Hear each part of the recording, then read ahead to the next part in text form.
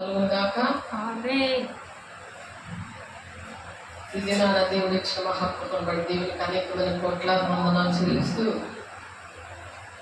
దేవుని బిడ్డలమైన వారితో దేవుడు మాట్లాడడానికి ఇష్టపడిన విషయం ఏంటంటే,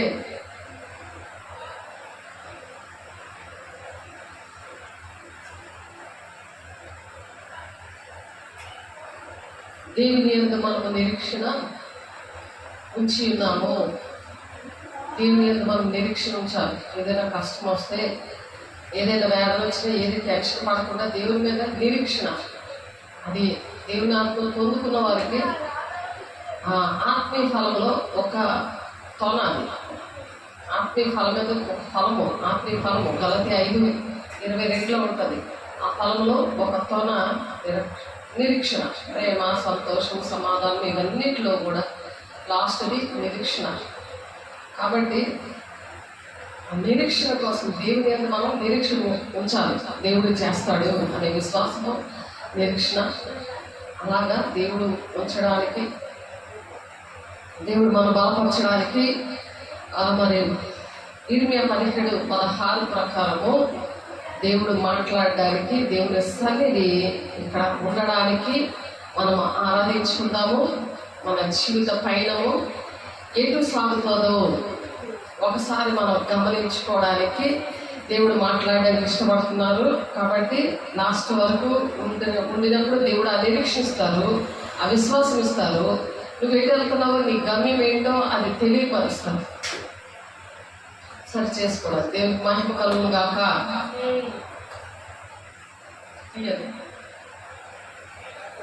స్తోత్రం, స్తోత్రాలు, స్తోత్రాలు, స్తోత్రం.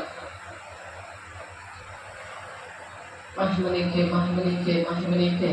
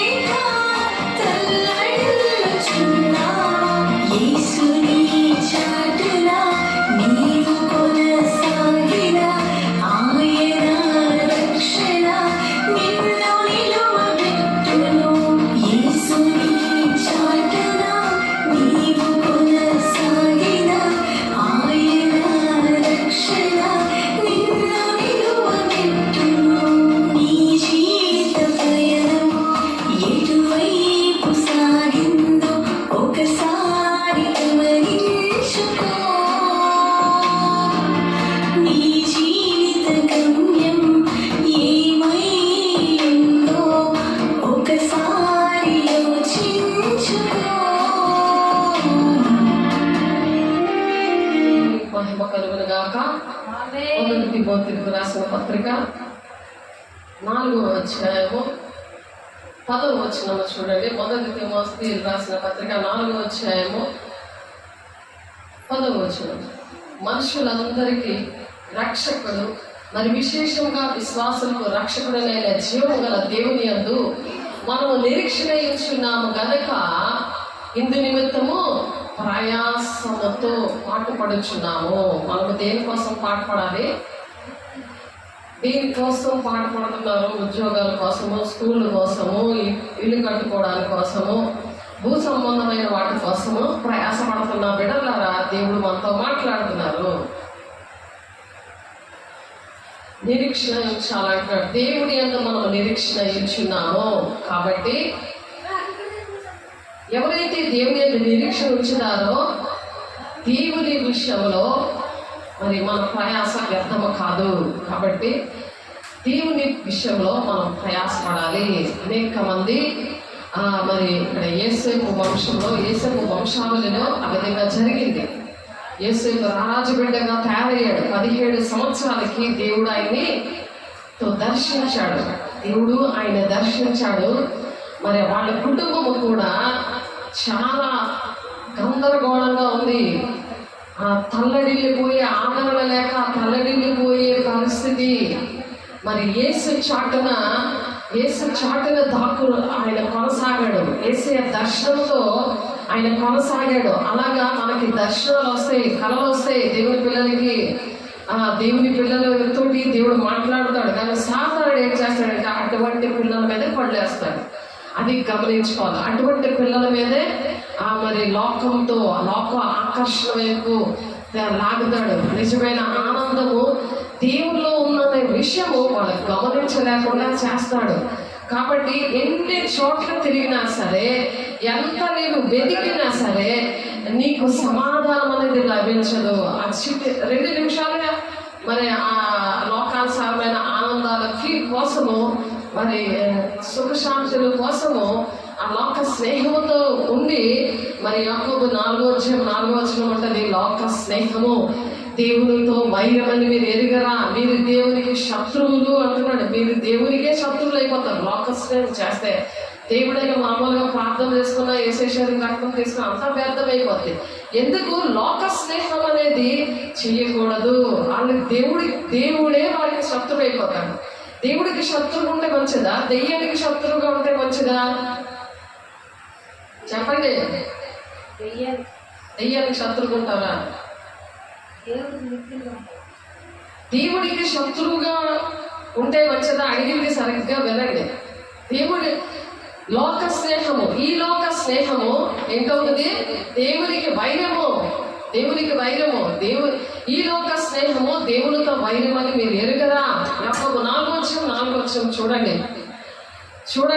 జ్ఞాపకం పెట్టుకోండి. లోక స్నేహం చేసినప్పుడు దేవుడు శత్రువు అయిపోతాడు.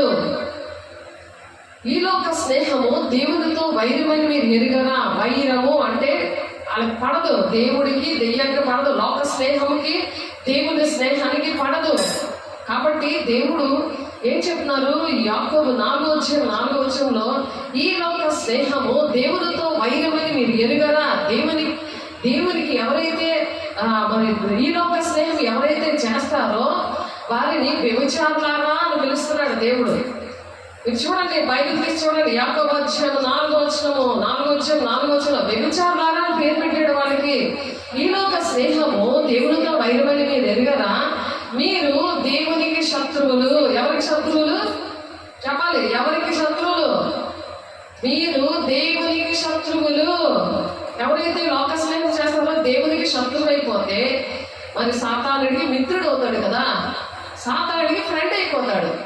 అప్పుడు ఏంటి జరుగుతుంది? హాస్టల్ విడిచి పారిపోయేలాగా ఆడే లాక్కొని పీక్కొని వెళ్ళిపోతాడు. ఎక్కడో పెట్టేస్తాడు. ఎక్కడ ఏ గోతులోనే ఎందులో పెట్టేస్తాడు. ఇక్కడ యేసేపు కుటుంబము అటువంటి కుటుంబం. ఇక్కడ మరి ఆదికాండము 37వ అధ్యాయంలో ఉంది. యోసేపుని దేవుడు రారాజు బిడ్డగా చేశారు. అటువంటి కుటుంబంలో నుంచి మరి 17వ సంవత్సరంలో ఆయన ఎంచుకున్నాడు. దేవుడు దర్శించాడు. దేవుడు వినాలా? దేవుడు మిమ్మల్ని దర్శించాడు కదా దేవుడు. యేసై కనిపించారు కదా, యేసై మాట్లాడారు కదా. అవి చాలా దేవునితో ఉంటే, దేవుని సేవకులతో ఉంటే, దేవుని రాజ్యానికి వెళ్ళడానికి దేవుడికి ఇష్టము. దేవుడు శత్రువుగా ఉండడానికి ఇష్టపడట్లేదు. దేవుడు శత్రువుగా ఉండడానికి ఇష్టపడుతున్నాడా? దేవుడు ఫ్రెండ్లీగా ఉంటాను అంటున్నాడు. ఆయన స్నేహితుడిగా ఉంటాను అంటున్నాడు. ఆయన ప్రాణప్రియుడిగా ఉంటాను అంటున్నాడు. కానీ నువ్వు ఎప్పుడైతే లోక స్నేహము చేస్తావో నీకు వ్యభిచారాలను ముద్ర వేసేస్తున్నాడు. నీకు ఏమని ముద్ర వేస్తున్నాడు దేవుడు? వ్యభిచారులు, వీళ్ళు వ్యభిచారులు అని ముద్ర వేస్తున్నాడు. దేవుడు లెక్క వేరేగా ఉంటుంది. మనం దేవుడి లెక్కలో ఉంటామా, దేవుని లెక్కలో ఉంటామా? దేవుడి లెక్కలో ఉంటాము. కాబట్టి గట్టిగా చెప్పాలి, దేవుడి లెక్కలో ఉన్నప్పుడు మనము లోక స్నేహము చేయకూడదు. ఎందుకంటే ఈ లోక స్నేహము దేవునితో వైరమని మీరు ఎదిగారా? దేవునికి మీరు శత్రువులను ఉంది. అక్కడ వాక్యం చదువుకోండి. చదువచ్చు కదా, చదువు లేని వాళ్ళు వినండి, చదువు వచ్చిన వాళ్ళు చక్కగా చూడండి. దేవునికి శత్రువులుగా ఉంటే ఆ రారాజ బిడ్డలుగా అవుతారా? అవరు కదా. ఇక్కడ యోసేపు కుటుంబము కూడా మరి ఆ విధంగా ఉంది. యాకోబు తన తండ్రి వాసిగా ఉండిన కానాను దేశంలో నివసిస్తున్నాడు. యాకోబు కుమారుడు యోసేపు. అయితే యాకోబు తన తండ్రి వాసిగా ఉండిన కానాను దేశంలో నివసిస్తున్నాడంట. యాకోబు వంశావళి ఇది అంటున్నాడు. ఏంటది? యోసేపు 17 వాడై తన సహోదరులతో కూడా మందను కాస్తున్నాడు. యోసేపు ఏం చేస్తున్నాడు? తన సహోదరులతో, తన అన్నదమ్ములతో మందను కాస్తున్నాడు. మందను కాస్తుంటే తన సహోదరులతో కూడా మందను వేపుచుండెను. అతను చిన్నవాడై తన తండ్రి భార్యలైనా, తన తండ్రికి భార్యలు ఉన్నారు. తన తండ్రి భార్యలైనా ఆ భార్యల పేరేంటి? బిల్హా కుమారుల యొద్దకు, జిల్పా కుమారుల యొద్దను ఉన్నారట. అలాగా ఇప్పుడు మీరు నయోమి ఇంటి దగ్గర ఉన్నారు. అటువంటి కుటుంబం దగ్గర మీరున్నారు. దేవుడు బిడ్డలారా, దేవుడు మీతో సూటిగా మాట్లాడుతున్నారు. అప్పుడు యేసేపు వారి చెడుతగును గురించిన సమాచారం విని ఎవరు విన్నారు? తమ్ముడు. అందరికంటే చిన్నవాడు తమ్ముడు. 11 మంది 12 మంది దగ్గర పిల్లలు. ఆ పిల్లలు అందులో చిన్నవాడు యోసేపు వారి చెడుతనంలో కూర్చున్న సమాచారము వారి తండ్రి యొద్దకు తెస్తున్నాడు అన్నమాట. ఈ యోసేపు ఏం చేస్తున్నాడు? తండ్రి దగ్గరికి కుటుంబంలో జరుగుతున్న ఆ చెడుతనము విషయాలన్నీ కూడా తండ్రి దగ్గర తీసుకొస్తున్నాడు. తండ్రి ఎవరు? యాకోబు. మరియు యోసేపు ఇశ్రాయేలు వృద్ధాప్యమందు ఇశ్రాయేలు అంటే యాకోబు తండ్రి. ఈ యోసేపు ఏంటంటే ఇశ్రాయేలు వృద్ధాప్యమందు పుట్టిన కుమారుడు గనుక వృద్ధాప్యమందు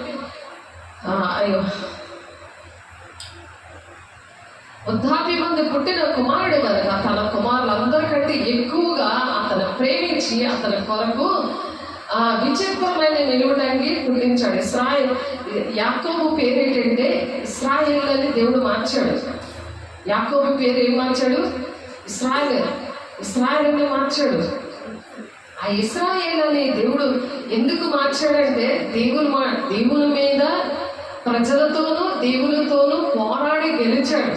అందుకని ఇశ్రాయేలు అని పేరు పెట్టాడు. ఆ ఇశ్రాయేలు వృద్ధాప్యమందు పుట్టిన కుమారుడు ఏంటంటే వృద్ధాప్యంలో పుట్టాడు ఈ యోసేపు కనుక తన కుమారులందరికంటే ఎక్కువగా ప్రేమిస్తున్నాడు. ఆ కుమారుని చాలా ప్రేమిస్తున్నాడు తండ్రి. అలాగ ప్రేమిస్తున్నాడు. అతని కొరకు విచిత్రమైన నిలువుటంగి పుట్టించాడు. అతని సహోదరులు తమ తండ్రి అతన్ని తమ అందరికంటే ఎక్కువగా ప్రేమిస్తున్నారని చూచినప్పుడు వారు అతని మీద పగబెట్టారనమాట. తండ్రి చిన్న కుమారుడిని బాగా ప్రేమిస్తున్నాడని పెద్ద అన్నయ్యలందరూ కూడా పగబెట్టేశారు. పగబెట్టి అతన్ని క్షేమ సమాచారమైన అడగట్లేదు. క్షేమ సమాచారం యోసేపు ఎలా ఉన్నాడు ఏంటి అని కూడా అడగట్లేదు. యోసేపు విషయంలో మాట్లాడట్లేదు. పగబెట్టి సాతానుడు ఏం చేస్తాడంటే దేవుని పిల్లల మీద అలాగా పగబడతారన్నమాట. వాళ్ళు ఇష్టపడరు. దేవుని పిల్లలు వాళ్ళకి ఇష్టపడదు. వాళ్ళ మీద పగబడుతూ ఉంటాడు. ఎందుకు?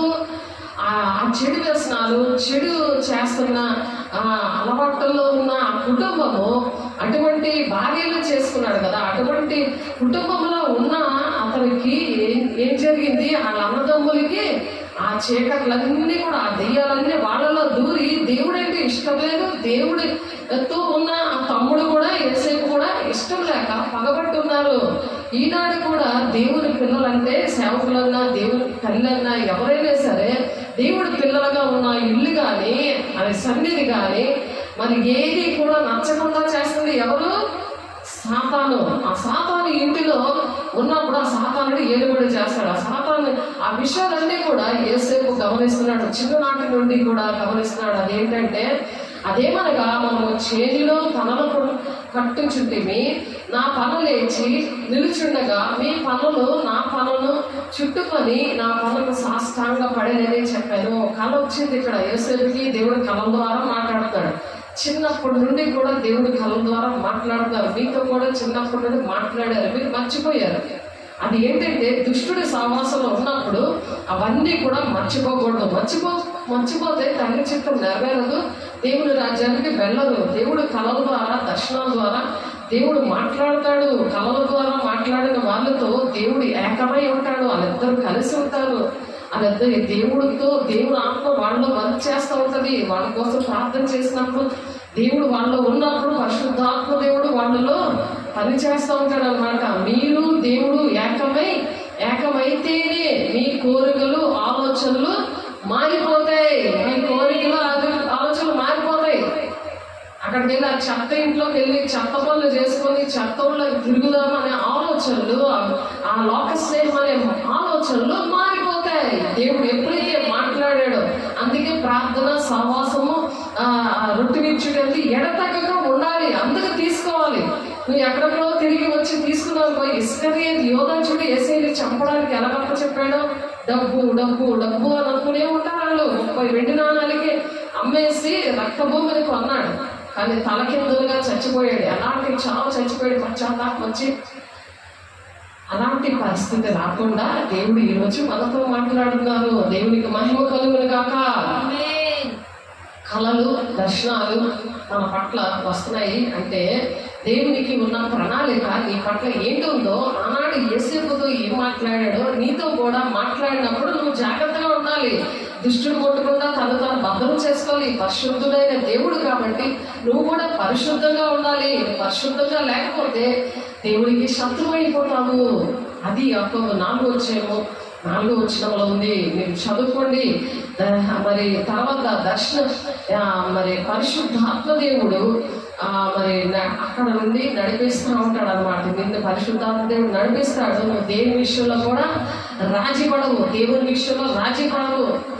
దేవుడితోనే నేను ఉంటాను, దేవునితో ఉంటేనే దేవుని రాజ్యానికి నేను వెళ్తాను, ఇటువంటి ప్రజలు దేవునికి ఇష్టమైన వాళ్ళతో నేను ఉంటాను అని ఉండి నేను నిరీక్షణ కలిగి 1 తిమోతి 4:10 మరి ఇక్కడ తిమోతి పత్రికలో రాస్తున్నారు. ఏంటంటే మన మనుషులందరికీ కూడా రక్షకుడు ఆయన. మతం కులం భేదం లేకుండా మనుషులందరికీ కూడా ఆయన రక్షకుడు. ఆయన ప్రాణం పెట్టాడు. అందుకే ప్రాణం పెట్టి మన బాల్యంతోనే మనం పాపం చేసాం కాబట్టి, పాపంతోనే మనం పుట్టాం కాబట్టి ఆ పాపం నుండి శాపం నుండి విడుదల రావాలని ఆయన ప్రాణం పెట్టాడు. ఆయన పరిశుద్ధంగా పుట్టాడు కాబట్టి అలా ప్రాణం పెట్టగలిగాడు. అన్నిట్లో కూడా పాపంతో కూడిన రక్తం ఉంటుంది. కోడిలోనైనా లేకపోతే మేకలోనైనా గొర్రెపోతులోనైనా పావురంలోనైనా ఎందులోనే పాపంతో కూడిన రక్తమే ఉంటుంది. కాబట్టి ఆయన పరిశుద్ధుడు. పరిశుద్ధంగా ఆయన కన్యక అందుకు జన్మించాడు. పాపము లేకుండా జన్మించాడు. ఆయన రక్తము ద్వారానే పాపక్షాపం వచ్చింది కాబట్టి మనుషులందరికీ ఆయనే రక్షకుడు. ఆయనే రక్షిస్తాడు. నీకు రక్షణ బయటికి వెళ్ళినా, ఇంట్లో ఉన్నా, ఎక్కడున్నా నీ మీద ఎవరు పగబట్టకుండా, నిన్ను ఎవరు కూడా నీకు ఏది కావాలో ఇచ్చేది దేవుడే. నిన్ను సేఫ్గా ఉంచేది దేవుడే. దేవుడికి ఇష్టంగా ఉండాలి, పరిశుద్ధంగా ఉండాలి, దేవుని మాటలు వినాలి. దేవుడు ఏంటి చెప్తున్నాడో నీకు దర్శనం ద్వారా, కళ ద్వారా దేవుడు మాట్లాడుతున్నప్పుడు నువ్వు సాతాను జోలికి వెళ్తే నువ్వు సాతాను మనిషి అవుతావు. దేవుడి దగ్గర ఉంటే దేవుని మనిషి అవుతావు. ఏదో దేవుడు స్వతంత్రం ఇచ్చాడు మనిషికి. నువ్వు మంచి చేస్తావు, మంచి ఏది విత్తుతావో ఆ పంటే కోస్తావు. కాబట్టి వేపకాయ నువ్వు విత్తావు అనుకో, యాపిల్కాయ నేను తింటానంటే ఎలాగవుతుంది? తప్పు కదా అది అది న్యాయం కాదు కదా. దేవుడు అంత స్వేచ్ఛ మనిషికి ఇచ్చాడు. కానీ మరి విశేషంగా విశ్వాసులు అంటే బిలీవర్స్ బాప్తిసాలు తీసుకొని చర్చిలోని శిష్యులుగా తయారవ్వాలి. విశ్వాసులకు రక్షకుడైన జీవము గల దేవుని యందు మనము ఎలా ఉండాలి? నిరీక్షణ కలిగి ఉండాలి. మనం నిరీక్షణ అంటే వెయిట్ చేయాలి. దేవుడు చేస్తాడు, నన్ను ఒక రాకుమారులాగా, నన్ను ఒక రాకుమార్తెలాగా నన్ను చేస్తాడు. దేవుడు మాట్లాడాడు కదా, ఆయన నమ్మదగిన దేవుడు, మనుషుల్లాగా చేస్తాను అని చెప్పి ఆయన చేయకుండా మానడు. ఆయన ప్రాణం పెట్టిన దేవుడు. ఆయన మన కోసం ప్రాణం పెట్టాడు, మన పాపాల కోసం ఆయన ప్రాణం పెట్టాడు. అలా ప్రాణం పెట్టి ప్రేమించిన ఆ దేవుని విషయంలో మనము నిరీక్షణ కలిగి నిరీక్షణ ఉంచున్నాం కనుక ఇందు నిమిత్తము మనం ప్రయాసముతో పాటుపడాలి. మనం ఏ పాటుపడాలి? ఈ విషయాల్లో మనం చెదిరిపోకుండా, పాపంలోనికి పడిపోకుండా, లోకంతో స్నేహం చేసి నువ్వు దేవునికి శత్రువు కాకుండా నువ్వు కాపాడుకోవడే విషయంలో నువ్వు ప్రయాసపడాలి. నువ్వు ఎప్పుడైతే ప్రయాసపడతావో ఎవరికైనా అటువంటి ప్రాబ్లం వచ్చినప్పుడు నువ్వు వెంటనే నీ సాక్ష్యం చెప్తావు. ఏం చెప్తావు? దేవుడు నీ జీవితంలో చేశాడు కదా. నువ్వు పెంట కుప్ప మీద ఉన్న ఆ మనిషిని దేవుడు రాజ్యాన్ని నడిపించడానికి, దేవుని ఆత్మతో నింపి నువ్వు పరిశుద్ధంగా ఉండడానికి నీకు పని ఇచ్చాడు. దేవుడు నీకు అందం ఇచ్చాడు, నీకు ఐశ్వర్యం ఇచ్చాడు, నిన్ను పోషిస్తున్నాడు, నీకు ఆరోగ్యం ఇచ్చాడు. ఇవన్నిటికీ కృతజ్ఞతగా నీకు దేవుడు ఏం చెప్తున్నాడంటే, నువ్వు దేవుని ఆత్మతో నింపబడుతూ నువ్వు దుష్టుడు ముట్టకుండా నిన్ను నీ భద్రం చేసుకుంటూ నువ్వు పరిశుద్ధంగా ఉంటూ పరిశుద్ధమైన మాటలు చెప్తూ అబద్ధము ప్రేమించి జరిగించేవాడు మండు అగ్నిగుండంలో పడిపోతాడని ఎంత క్లియర్గా రాస్తే, పాటికి అబద్ధము, మోసం చేయడము, బూతులాడడము ఇవన్నీ కూడా సాతానుగాడి లక్షణాలు. లోక స్నేహం నువ్వు చేస్తే ఆడు ఒకటి అవన్నీ కూడా నీలో ఎంటర్ అయిపోతాయి. ఆహా, అబద్ధమే కదా, అలాడు ఆడాడు కదా, నేను ఆడుతాను అనుకో, నువ్వు బయలుదేరుతావు. వాడు సాధారణ సహవాసంలో ఉంటే అది దేవుని రాజ్యానికి నడక రాదు.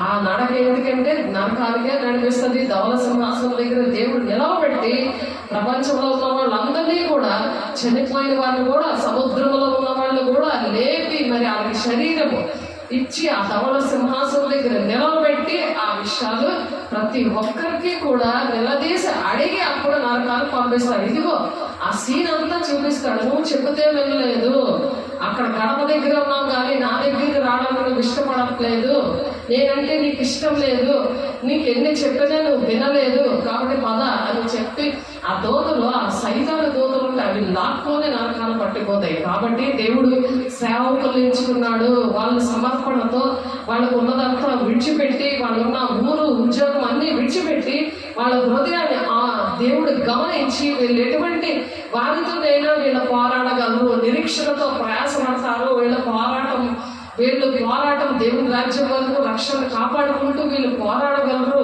అని చెప్పి కొంతమందిని సువార్థికులుగా, ప్రవక్తలుగా, ఉపదేశకులుగా, కాపరులుగా, బోధకులుగా ఆయన నియమించాడు. ఆయన శరీరంలో, ఆయన శరీరం అనే సంఘంలో ఆయన శిరస్సే ఉండి అటువంటి నిరీక్షణ గలవారిని ఆయన ఆ విషయంలో ఆ నిరీక్షణ నిమిత్తము ఆయన పోరాటంలో నిలబడతారని అలా నిలబెట్టాడు. అతి దేవుడు ఇష్టపడుతుంది. దేవుడి బిడ్డ ఆకర్షించే లోకంలో ఎంతో ఆవరించిన అది అలరిస్తుంది. అప్పటికే నీకు సుఖం ఉంది, చాలా బాగుంది అని అనుకుంటావు. లోపలంతా కూడా సున్నం కొట్టిన సమాధిలా ఉంటుంది. సమాధి ఎంత అందంగా ఉంటుంది, లోపల ఎంత కుళ్ళు ఉంటుంది, ఎంత కంపు ఉంటుంది, అది లోకంలో ఉండేది. కాబట్టి నిజమైన ఆనందము అందులో దొరకదు అని మనం పాట పాడుకున్నాము. ఎన్ని చోట్ల నువ్వు తిరిగినా సరే, నువ్వు ఎంత భూలోకంతో వెతికినా సరే, నీకు దేవుని రాజ్యానికి వెళ్ళే సమాధానము, నీలో శాంతి సమాధానము నీకు రాకుమారుడిగా దేవుడు రారాజు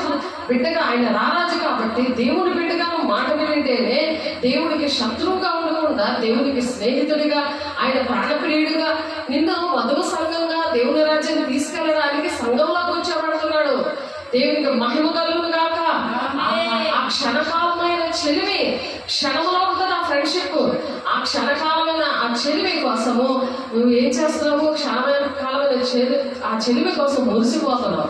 దానికోసం ఆ చిన్న ఫ్రెండ్షిప్ కోసం మురిసిపోతావు. తర్వాత నేను బాయ్ అంటారు ఎవరైనా సరే. నిన్ను 2 నిమిషాలే నిన్ను ఎవరైనా ప్రేమగా నిన్ను చూస్తారేమో కానీ శాశ్వతంగా చూసి దేవుడు నడిపించి నిన్ను పోషించి నిన్ను ప్రేమించి నీకు ఏది కావాలో అన్నీ సమకూర్చాలి దేవుడు. రోమ 8:27 ఉన్న మాట, అన్ను ప్రేమించే వారికి సమస్తము సమకూడి జరుగుతాయంట. అవి నాకు జరుగుకోవట్లేదండి అని అంటారు, కానీ నువ్వు దేవుడిని ప్రేమిస్తే నీకు సమస్తము సమకూర్చి దేవుడు చేస్తాడు.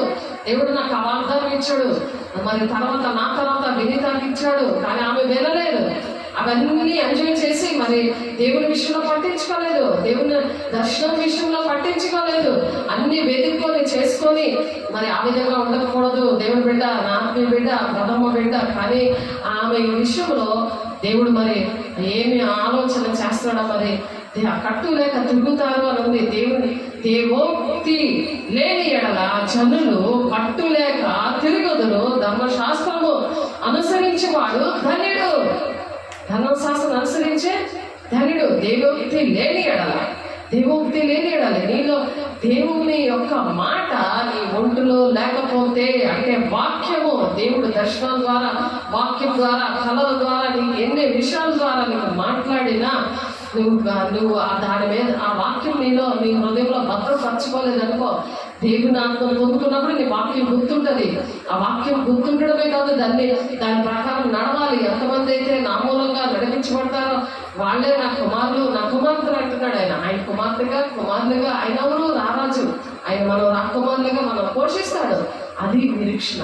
నీకు ఏది తిందుమా ఏమి త్రాగమా అనే చింత అనేది నీకు జీవితంలో ఉండకూడదు. నాకు ఏది ధరించుకుందామా అనే చింత అనేది ఉండకూడదు. దాన్ని నిరీక్షణ అంటారు. కాబట్టి నీకు గొప్ప, నేనే గొప్ప, నేను కాలుగా వేసేది కాదు. ఇక్కడ నేను రాను, నేను చేయను, నా ఇష్టం వచ్చుకుంటానని కాదు. అది గర్వం అనమాట. గర్వం ఏంటంటే సాతాను అలాగే గర్వంతో నిందపోయి అక్కడ పరలోక రాజ్యం అంటే దేవుడు తండ్రి తగిలేస్తే, ఈ భూలోకంలో ఎవరైతే మాట వినట్లేదో, ఎవరైతే దేవుని సన్నిధికి రావట్లేదో, ఎవరైతే లోక స్నేహం చేస్తున్నారో, ఎవరైతే దేవునికి శత్రువుగా అయిపోయారో, అలా డోర్ కోసం వాడు గర్జించి సింహంలాగా వెతుకుతూ వాడు తిరుగుతూ ఉన్నాడు. నువ్వు దొరికిపోకుండా నువ్వు పరిశుద్ధాత్మ పొందుకోవాలి. దేవునికి మహిమ కలుగును గాక. నీవే గొప్ప. నువ్వు ఎంతో గర్వించినా సరే నీ ఆయుష్కాలం ఎంతో తెలుసా? నీ ఆయుష్కాలం రేపేటవుతుందో తెలియదు. నీ పరిస్థితి, పాపానికి జీతం మరణం. మరణానికి ముందు తెగుళ్ళు, అనారోగ్యాలు, జబ్బులు ఇవన్నీ వస్తాయి. అబద్ధాలు, బూతులు ఇవన్నీ ముందు పెడతాడు. అక్కడికి లాస్ట్ టోటల్ ఏంటంటే ఆ జీతం ఏంటిస్తాడు? నువ్వు నెలంతా పనిచేస్తే నీకు జీతం వస్తుంది కదా. సేమ్ అలాగే నువ్వు నెలంతా నువ్వు సాతాను గడితో నువ్వు ఎంజాయ్ చేస్తూ ఉంటే అప్పుడు ఆ జీతం ఏంటంటే మరణం అనమాట. నీ ఆయుష్కాలము తెలియనా? అన్నీ కూడా నీవే. ఎంత నువ్వు అతిశయిస్తున్నావు, నీకు ఎంత అహంకారంగా ఉన్నావు. దేవుని బట్టి మనం ఆశ్రయించాలి. నా దేవుడు ఉన్నాడు, నాకు ఎవరు అవసరం లేదు అనే అతిశయము అనేది అహంకారము. నీకు అహంకారం ఉందంటే దేవుడు నాకు ఉన్నాడు, నీకు నాకు ఎవరు అవసరం లేదు. దేవుడి మాట వినాలి. దేవుడి మాట వింటేనే నా తల్లి సహోదరులు, తండ్రి చిత్తాన్ని ఎవరైతే నెరవేరుస్తారో వాళ్ళే నా తల్లి సహోదరులు అని నువ్వు దేవుని అంటే అతిశయించమని వాక్యం చెప్తుంది. ఏవి నీతో రావు, ఏవి కూడా నువ్వు చనిపోతే మనతో ఏవి కూడా రావు. కానీ నీవే సాటి. నాకు ఎవరే ఉన్నారు, నేను ఉంటే నేను అలాగే బ్రతికేస్తాను, నాకు ఎవరు అవసరం లేదు అని సాతాను కూడా అంటుంది. కానీ మరి రేపు ఏది జరుగుతుందో మనకు తెలియదు. రేపు ఏది జరుగుతుంది. కాబట్టి మనం ఎప్పుడు కూడా సిద్ధంగా ఉండాలి. యాకోబు పత్రిక 4:14 ఉంది అన్నమాట. రేపు ఏమి సంభవించునో మీకు తెలియదు, మీ జీవం ఏ పాటిది? Question mark. మీరు కొంతసేపు కనబడి అంతలో మాయమైపోవు ఆవిరి వంటి వారు. ఆవిరి వస్తుంది, మనకు ఒక్క తీగన ఆవిరి వస్తుంది. ఆవిరి వచ్చి కొంతలో మాయమైపోతుంది కదా. అలాంటిది మన జీవితం. కాబట్టి అందుకే మనము అనుక్షణము కూడా ప్రార్థన, సహవాసము, రొట్టెగిచ్చేటది ఎడతెక్క ఉండాలి. బాహ్య పురుషుడు బలహీనంగా ఉన్నా సరే అంతరంగ పురుషుడు దినదినము నూతన పరచబడడానికి దేవుడు ఇష్టపడుతున్నాడు. అందుకే అనుక్షణం కూడా పరిశుద్ధాత్మ దేవునితో మనం మాట్లాడుకోవాలి. మన కష్టం ఉన్నా, ఎవరు నేను బాధ పెట్టినా, నీతో ఎవరు మాట్లాడటం నీకు అప్పుడు ఇష్టం. నాకు దేవుడు మాట్లాడుకోవాలి, నేను మాట్లాడుకుంటున్నాము అని ఎవరి జోలికి ఎవరు. లేకపోతే అందరూ ఏటేట్ చేస్తున్నారు, ఇక్కడ కబుర్లు, అక్కడ కబుర్లు, ముసలం ముచ్చట్లు ఇవన్నీ చెప్పుకొని ఉంటుంటారు. వాళ్ళు ఏం చేస్తున్నారు, వీళ్ళు ఏం చేస్తారు అనుకుంటారు. కానీ దేవుడితో సహవాసం చేస్తున్నప్పుడు నీకు అన్నీ కూడా దేవుడు ఏది కావాలంటే అన్నీ కూడా చూసుకుంటాడు. దేవుడికి మహిమ కలుగును గాక. లోకంలో ఉన్నదంతయు, లోకంలో ఏంటంటే నువ్వు లోకంలో అన్ని భూసముద్రాన్ని వెతుక్కున్నావు అనుకో, మొదటి యోహాను 2:15 లోకములో ఉన్నదంతయు నేత్రాశయు జీవపడము తండ్రి వలన పుట్టినవి కావు, అవి లోక సంబంధమైనవే. అవి ఏంటవి? లోక సంబంధమైనవే. భూలోకంలో ఉన్నవన్నీ దేనికి సంబంధించి? నేత్రాశ. ఇలా చూసిందల్లా నాకు కావాలి అనే ఆశ. అది ఎవరైనా మనిషి అయినా కావచ్చు, మరి వస్తువైనా కావచ్చు, ఏదైనా సరే. దానివల్ల దొంగతనం చేస్తారు, వ్యభిచారం చేస్తారు. అలాగే చేసి పట్టబడ్డాడు ఒక అతను. సూపర్ చెతకబాది మరి లాకప్లో వేసేస్తే వాళ్ళ ఇంట్లో ఒక్కరు కూడా రాలేదు. వాడు చచ్చిపోతే అప్పుడు మేము వస్తామని చెప్పారు. చూసారా ఎలాంటి లోకాశ? లోకములో ఉన్నదంతా నేత్రాశ. నీకు ఏది కావాలంటే అది కావాలి. నీ భార్య కాదు, పక్కది కూడా కావాలి నీకు. అంత సిగ్గు లేకుండా మరి అలాగ పార్కులోనే వాడు అలాగ సైతం పని చేస్తే శుభ్రంగా ఊళ్ళో అందరూ ఉన్న వాళ్ళందరూ చెతకబాదేశారు పట్టుకొని. కాబట్టి నువ్వు వాళ్ళతో నువ్వు సహవాసం చేస్తే మరి అటువంటి గుణాలు నీకు కూడా వస్తాయి. అటువంటి కుటుంబాలతో ఉంటే నీకు కూడా అలాంటి గుణాలు వస్తాయి. నీ సహవాసం ఎవరితో ఉంది? సాతానుతో ఉంది. సాతాను కుటుంబంతో నీ సహవాసం ఉంది. జాగ్రత్త. అటువంటి కుటుంబాలు బాగు చేయడానికి నేను నిరీక్షణ కలిగి ఉండు. నిరీక్షణ దేవా నన్ను వాడుకో. అటువంటి కుటుంబాన్ని రక్షించడానికి నన్ను ఎంచుకున్నావు దేవా. నేను అలాగా నిలబడతానయ్యా, నిరీక్షణ కలిగి ఉంటానయ్యా అన్న మనము నిరీక్షణ ఎంచున్నాము కనుక ఇంత నిమిత్తం ప్రయాసముతో పోరాటం. ఇది సుఖమైన జీవితం కాదు. నువ్వు ప్రయాసపడాలి, పరిశుద్ధంగా ఉండడానికి ప్రయాసపడాలి. నువ్వు కడుక్కోను, నేను శుభ్రంగా ఉండను, అలా బుర్ర బంధువులకు అలాగే పడుకుంటాను, ఆ పాపంలో లోకంలో శాపంలో ఉండి నేను అలాగే ఉంటాను అంటే ఒకసారి అలాగే శుభ్రంగా చెరగబడేసి లాకప్లో వేస్తారు ఫుల్గా. ఎవరు నీ దగ్గర రారు. అప్పుడు నీ పరిస్థితి ఏంటి? ఏ జబ్బు వచ్చినా, ఏ రోగం వచ్చినా ఆడు చచ్చిన తర్వాతే మేము చూస్తాము ఆడు మొహం అని అంటారు. అలా అన్నారు ఈరోజు. ఆలోచించుకోండి. అందరు కుటుంబంలో అందరు హృదయాలు కూడా అలా నలిపేశాడు సాతాను కూడా. అలాగ దేవుని ఆత్మ ఏం చేస్తుందంటే దుష్టుడికి ఆ విధంగా దూరంగా ఉంటుంది. నీకు ఎవరు ఉండరు. అప్పుడు లోకములో ఉన్నదంతయు నేత్రాశ జీవపు డమ్ము తండ్రి వల్ల కలిగినవి కావు, అవి లోక సంబంధమైనవే. తండ్రి వల్ల కలగలేదు. అది సైతానికి నీకు తండ్రా లేకపోతే దేవుడు నీకు తండ్రా? నువ్వు ఆలోచించు. నువ్వు ఎందుకు దేవుడి దగ్గర రానని అంటున్నావు? ఎందుకు అంటున్నావు? నీ బాబా నిన్ను సాతానుడు గర్జించి సింహంలాగా నేను వెతికాడు. నిన్ను వెతికి నేను పట్టుకున్నాడు. నీకు ఇష్టం ఉండదు. దేవుడు మాటలన్నా, దేవుడి ఇల్లన్నా, దేవుడి సన్నిధన్నా నీకు ఇష్టం ఉండట్లేదు. అది ఆలోచించుకొని మరి నువ్వు కట్టులేక ఎందుకు తిరుగుతున్నావు? సామెతలు 29:18 దేవోక్తి అంటే దేవుడి మాట నీలో లేదు. దేవుడి మాట నువ్వు విను అని అంటుంటే వినను, నేను 5 అప్పచెప్పుతాను అని చెప్పి దేవుడిని మోసం చేస్తున్నావు. దేవుడు వెక్కిరించబడడు. నువ్వు ఏది విత్తితే అదే కోస్తావు. నువ్వు సాతానుతో ఉంటావా?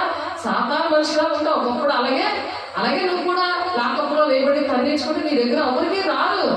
నువ్వు అలాగే చండాలంగా అసహ్యంగా నువ్వు తయారైన అనుకో, ఆ సాతాను బుద్ధులు నీకు వచ్చాయనుకో, నీ దగ్గరికి ఎవరు రారు. నువ్వు దేవుని బిడ్డగా పెరగాలి. సమయాలు చిన్ననాటి నుండి పాలు తాగే వయసు నుండి కూడా దేవుడితో మాట్లాడే అనుభవంతో మరి హన్నా ఆ విధంగా పెంచింది.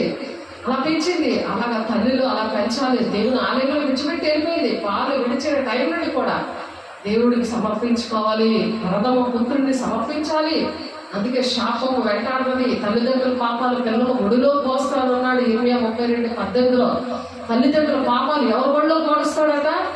పిల్లల ఒడిలో పోస్తాడు. అందుకనే దుష్టుడు ముట్టకుండా తను భద్రం చేసుకోవాలి. దేవుని సన్నిధికి, దేవుని సేవకులకి దూరంగా ఉంటే సాతాను గర్జించి సింహంలాగా ఎవరిని మింగేద్దామా అని వెతుకుతున్నప్పుడు నువ్వు దొరికిపోతావు. ఖచ్చితంగా నువ్వు చక్కగా వెళ్ళిపోవడానికి ఇష్టపడిపోతున్నావు.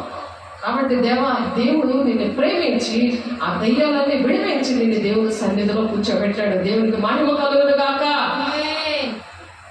ఎందుకు కూర్చోబెట్టాడు తెలుసా? అంచె దినాలలో యవనులు దర్శనాలు చూస్తారు, వృద్ధులు కలలుగా అంటారు, మీ కుమార్తెలు ప్రవచిస్తారు. రేపు ఏం జరుగుతుందో అది నీకు తెలిసిపోతుంది. ప్రవచిస్తారు. మీ కుమార్తెలు ప్రవచిస్తారు, మీ యవనులు దర్శనాలు చూస్తారు. రేపేం జరుగుతుందో, నీకు ఏది కావాలో, నీకు ఎగ్జామ్లో ఏది పడతాదో,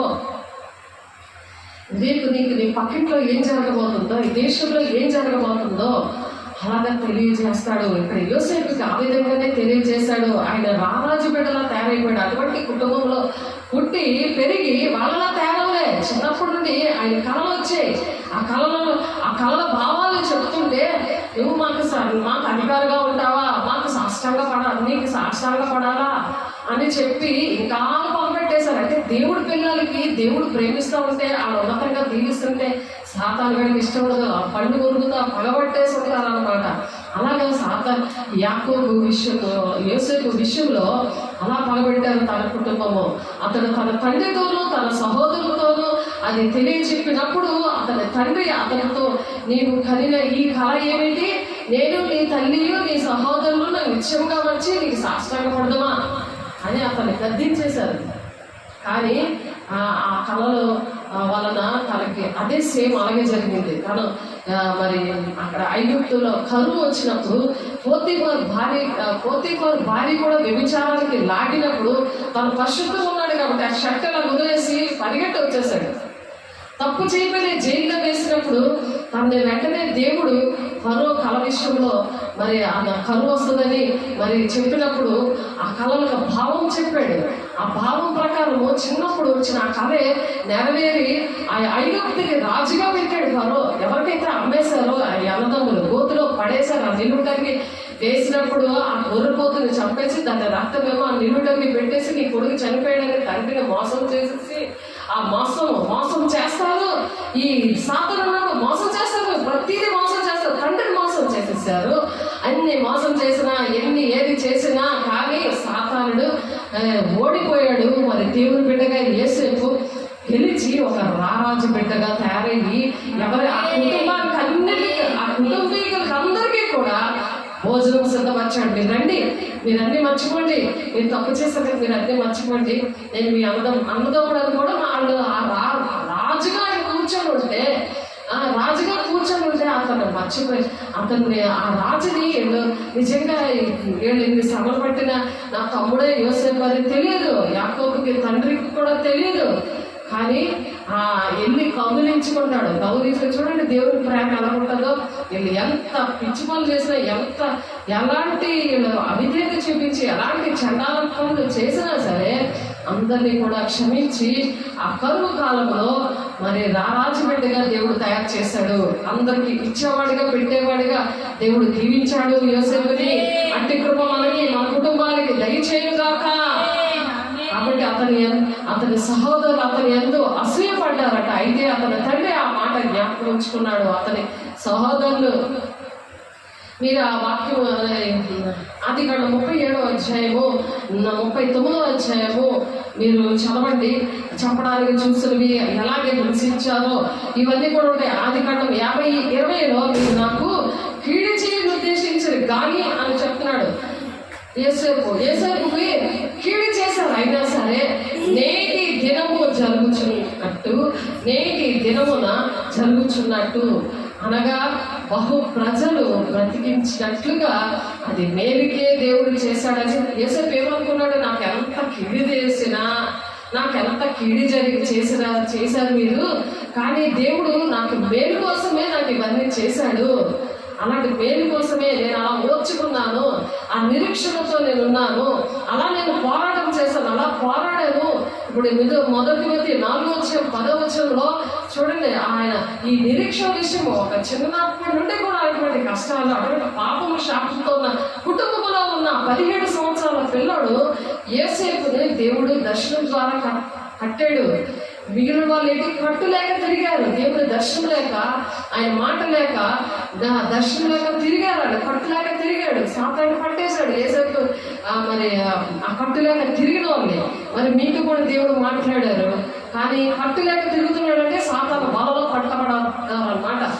పట్టబడ్డారు. అది సరి చేసుకోవడానికి దేవుడు మాట్లాడుతున్నాడు. దేవుడు బిడ్డ అన్ని కూడా గుర్తు చేసుకోవాలి. హబక్కు 2:2లో ఉంటుంది, రాసుకోవాలి. దేవుడు ఏ డేట్లో నీతో ఏంటి మాట్లాడారో రాసుకొని నువ్వు ప్రార్థన ఎందు సహవాసమందు రొట్టె విచ్చేడు ఎడతెక్కుడితే సాతానికి భయం కలుగుతుంది. మిమ్మల్ని అపోస్తలుగా వాడుకుంటాడు.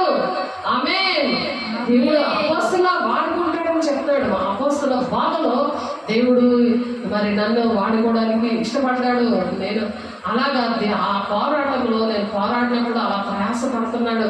యేసుకు కూడా ప్రయాసపడి ఆదికాండము 50-21 వచనాలు మీరు చదివితే చూడండి. ఆదికాండము 50 అధ్యాయము. నేను అంతా చెప్పట్లేదు మీకు, మీరు చదవండి ఈ విషయాలు.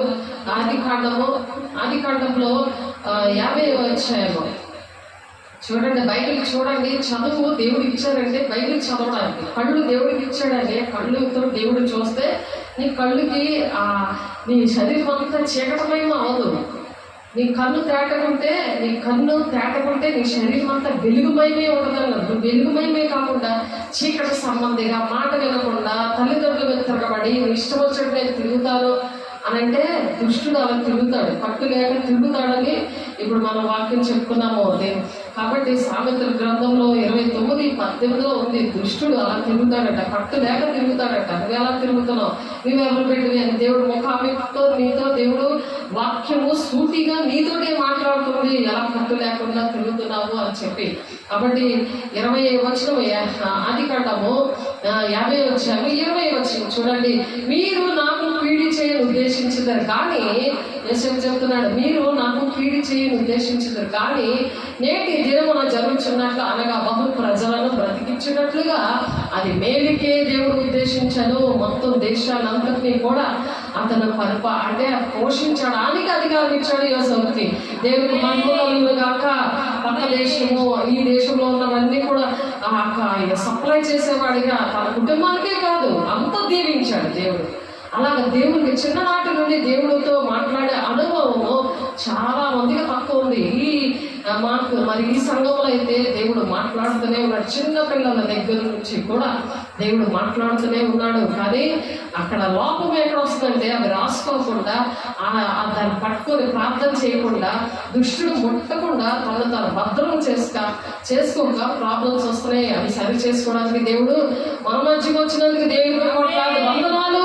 కాబట్టి దేవుడిని ప్రేమిస్తున్నప్పుడు మరి ఇవన్నీ గుర్తుపెట్టుకుంటారు, ఏవేవో రాసుకుంటారు, ధైర్యం కొనుక్కొని నీ పక్కనే ఎప్పుడు నీ చావు దేవం ఎప్పుడు ఇవి చేసుకోవడానికే బాగా ఎంజాయ్ చేయడానికి బాగా ఇష్టపడతారు. కానీ దేవుడు నీతో మాట్లాడా, దేవుడిలో నువ్వు నూతనమైన జీవితం వచ్చిందా, అది నేను నిజమైన పుట్టినరోజు. అవి జరుపుకోవాలి. దేవుడు నీలో పుట్టాడా, నీతో మాట్లాడుతున్నాడా, ఆ మాట్లాడుతుంటే నువ్వు కట్టులేక తిరుగుతున్నావా, దేవుడితో నువ్వు ఉన్నావా, దేవుని నిరీక్షణ కలిగి పట్టుదలతో నువ్వు పోరాటంలో ఉన్నావా, నువ్వు పాట పడుతున్నావా, దేవుని రాజ్యం కట్టడానికి నువ్వు పాట పడుతున్నావా, అటువంటివి చేసుకోవాలి. చచ్చిపోయిన దినకారంగా చేస్తున్నారు, ఎంతో ఎంజాయ్ చేస్తున్నారు. చనిపోతే అక్కడ ఒక 2000 రూపాయల పువ్వులు, ఎక్కడ లేని పువ్వులు, అందమైన పువ్వులు. కానీ ఒకరు పక్కన మరి దేవుని పని అవుతుంటే ఒక రూపాయి ఇవ్వడానికి మరి మనసు రావట్లేదు. దేవుని రాజ్యం కట్టడానికి దేవుడు మృతులను పాతి పెట్టుకుని నువ్వు అని చెప్తున్నాను. ఎందుకంటే చచ్చిపోయినాడు అలాగే చచ్చిపోయాడు, కానీ నువ్వు దేవుల్లో నీకు నిత్య జీవం లేదు కదా, నువ్వు నూతనంగా జన్మించలేదు. కాబట్టి ఆ పాత జీవితమే బర్త్డేగా నువ్వు చేసుకుంటున్నావు, అదే నీకు ఎంజాయ్మెంట్గా ఉంది. కానీ నువ్వు నూతనంగా జన్మించే వరకు పుట్టినరోజు చేసుకోకు. పుట్టినరోజు ఎప్పుడు చేసుకుంటావు, నువ్వు పరిశుద్ధాత్మ దేవుని పొందుకున్నప్పుడు అప్పుడు చేసుకో. నీ పుట్టినరోజు నా దేవుడు నూతనంగా నాలో జన్మించాడు, నా దేవుడు నాతో ఉండి నీ కార్యాలు చేశాడు, అది నువ్వు రాసుకోవాలి నీ డైరీలో. అవి మర్చిపోకూడదు. అవి ఏం చేస్తాయంటే అనేక మందిని బ్రతికిస్తాయి. లేకపోతే దేవుడు నిన్ను ఆ ధవల సింహాసనం దగ్గర నేను లెక్క అడుగుతాడు, నేను మాట్లాడాను నీకు ఇన్ని విషయాల్లో, నేను నువ్వు ఇలా పాపంలో శాపంలో ఉంటే నేను నా కృప ద్వారా నిన్ను రక్షించుకున్నాను, నీకు పరిశుద్ధాత్మలు ఇచ్చాను, దేవుని యొక్క వరాలు ఇచ్చాను, నీకు స్వస్థత వరం ఇచ్చాను, దెయ్యాలకు వెళ్ళగొట్టే వరం ఇచ్చాను. అవన్నీ వదిలిపెట్టి పాకిదారులను పరిగెడుతున్నావు, నీకు ఏది కావాలి అని అడుగుతున్నాడు దేవుడు. రారాజు బిడ్డలా గుర్రం మీద నేను చూపించాడు, గుర్రం మీద రాణిలాగా ఉంటావా, రాజులాగా ఉంటావా, నువ్వు ఇటువంటి వారితో ఉండి అలాగే నువ్వు పరిగెడతావా, అవి నోట్ చేసుకోవాలి. నా దేవుడు నన్ను రక్షణ కోసం నన్ను మరి నూతన జీవితముతో నేను బాప్తీసం ఇస్తున్నట్టు దేవుడు చూపించాడు. బాప్తీసం ఇచ్చినట్టు చూపించాడు దేవుడు. మళ్ళీ 2 రోజుల క్రితం చూపించాడు, బాప్తీసం ఇస్తున్నట్టు చూపించాడు దేవుడు. అక్కడ నుండి స్టార్ట్ అయిపోవాలి. ఆ డేట్ గుర్తుపెట్టుకొని అది పట్టుకుని, దేవా నీ మాట వింటాను, నీ మాట వింటానయ్యా, నువ్వు అందరికీ చెప్పమన్నావు ఈ మాటలు, ఈ నిరీక్షణ కోసం నేను పోరాడతానయ్యా, నీ మాటల విషయంలో నేను పోరాడతానయ్యా. ఎప్పుడైతే పోరాడతావో అప్పుడు నీ ఇంటిని రక్షిస్తానంటున్నాడు. నీకేది కావాలో అది ఇస్తానంటున్నాడు దేవుని బిడ్డ. నీకేది కావాలో ఇస్తానంటున్నాడు. మత్తయి 6:33 మొదట నువ్వు నీతిని రాజ్యాన్ని వెతుకు, అప్పుడు నీకేది కావాలో నీ పరలోకం తెలుసు. నీ పిల్లలు బాగుండాలని, నీ కుటుంబం బాగుండాలని, మరి నీ దేశం బాగుండాలని, నీ గ్రామం బాగుండాలని. అందుకు నీ పరిశుద్ధాత్మని ఇచ్చాడు. ఉంటేనే గెలవడానికి కాదు, పరిశుద్ధాత్మ దేవుని ఇచ్చాడు.